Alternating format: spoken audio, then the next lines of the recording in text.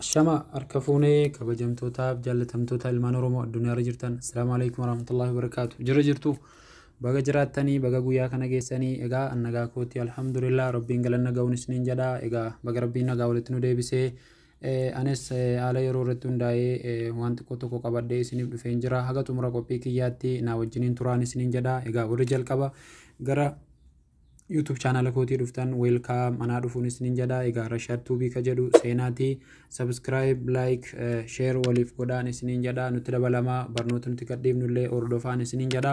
Egaa isinitti dheeressuudhaan maletti gara barnoota kiyyaattan dabarfadhaa. Barnoonni kiyyaarraas akkamitti egaa namoonni gariinis kan barsiisan ni jiru natti fakkaata.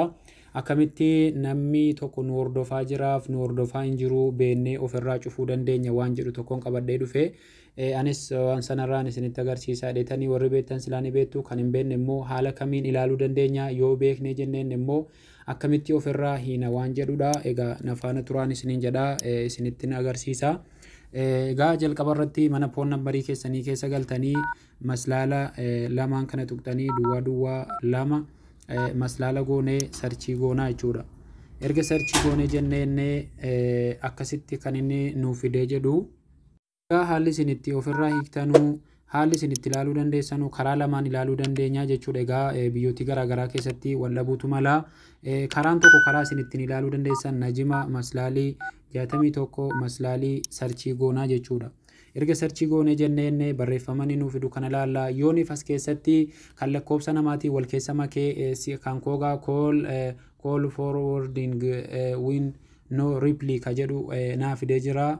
Voice not forwarding data not forwarding akkasitti fax not forwarding CMS akkasitti kan koo akka namni hordofaan jirre natti agarsiisu jira jechuudha. Keessan immoo bakka kanarratti yooniif kan namni isin hordofaa jiraate isinitti agarsiisuu danda'a jechuudha.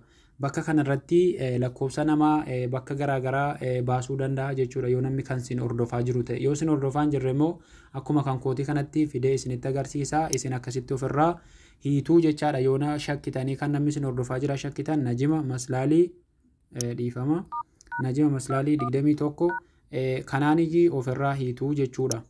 Akkasitti yeroo najima maslaalii 21 maslaalii goone jenneenne akkasitti ofirraa hidhuu dandeenya. Ammas immoo sakanaas immoo ofirraa hidhuu dandeessu jechuudha. Karaa lamaanii kan hidhamu tokko immoo kanaani kan isin hiitanuu jechuudha. Najima maslaalii duwwaa lama maslaalii goone akkasitti sarchii gootaniis ofirraa hidhuu dandeessu jechuudha.